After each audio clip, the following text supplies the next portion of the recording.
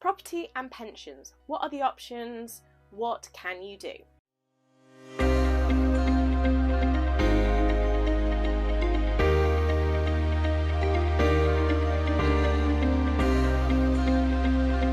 Hi, I'm Kimberly Shapcotts, qualified chartered accountant, property investor and entrepreneur. Let's sit down and have a chat.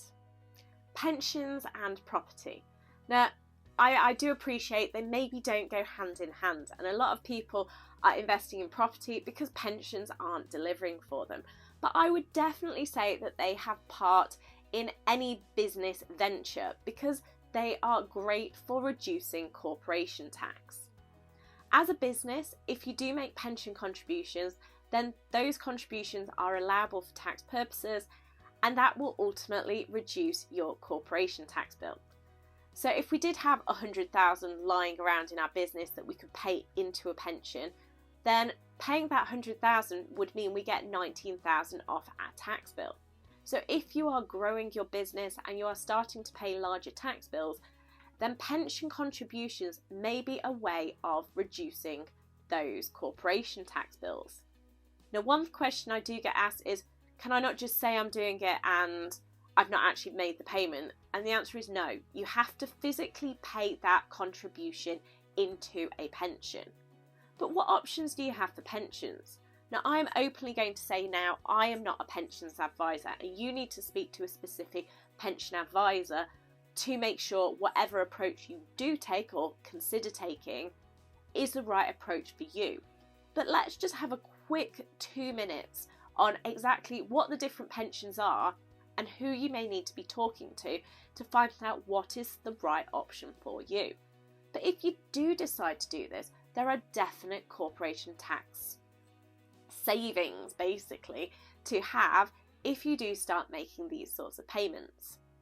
So I tend to see it as there are your 3 different types of pensions. You've got your vanilla pension, the ones where you pay the money in and you leave it with them to do all the investment. So this is probably the normal pensions that many people have seen. These are things that you'll have seen in your jobs with auto-enrolment pensions, and you make the contributions and you probably don't see much more about them, but they're hopefully doing something good for you in the background. And you can definitely make contributions into those sorts of pension schemes and get the tax relief. The next one up is your SIP pension, which is your self-invested pension scheme. And these ones, you have a bit more choice in what you can be investing in, which is why they're a little more probably relevant for entrepreneurs, as you get a bit more choice of what you're doing with your pension scheme, rather than just leaving them to put things into your pension for you and hopefully grow it over a number of years. The final one to consider is also a SAS pension, which is a self-administered superannuation scheme. And this is what you see entrepreneurs looking at as well, because this is one where you can put the money in and you're in control of your pension scheme, and you can make appropriate investments in those schemes. Now, one thing I will say about those, because there are much information about them out there, and hopefully more to come as they are becoming more popular within the property community. But they are great if you are looking at things at commercial property investments, or you've got a trading business and you're looking at doing business loans back to yourself. So there is quite a lot of exciting opportunities with those sorts of things.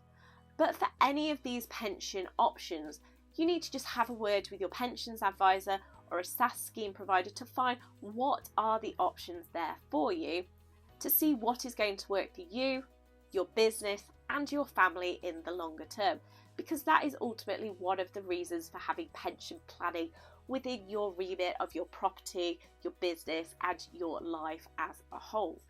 So have a chat with someone to see what may fit with you and your business, because they're a great way of helping reduce your corporation tax.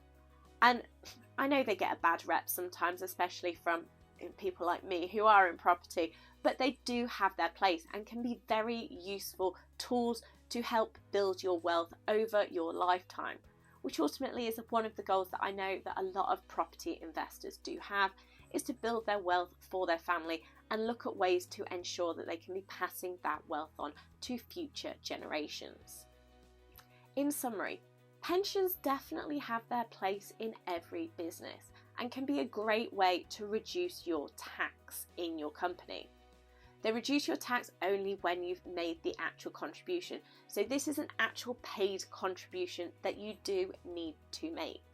There are many options available. You've got your vanilla pensions, you've got your SIP pensions, you've got your SAS pensions. So speak to a pensions advisor to find out what may be the right option for you if you see this as an option fitting with your property business.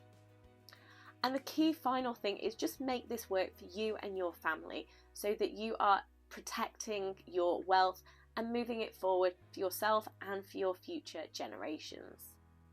We can't get many big hitting tax deductions these days, especially as HMRC are looking for ways to get their tax collected rather than helping us reduce our tax bills. However, pensions can be a really great way to help reduce our tax and get it into an investment vehicle that is not going to be taxed until we start withdrawing that money in the future, when it will be taxed at the appropriate tax rates at the time in the year dot when we actually start receiving our pensions.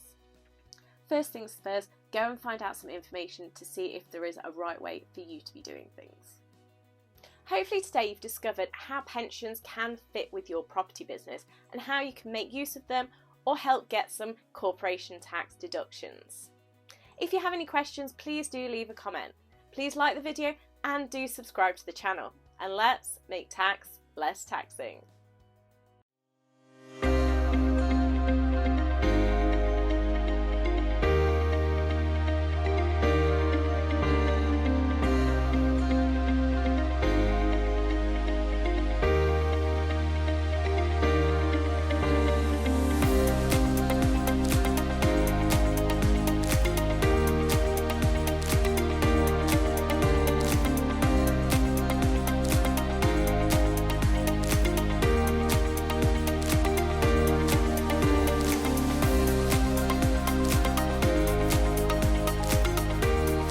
Let's make tax less taxing.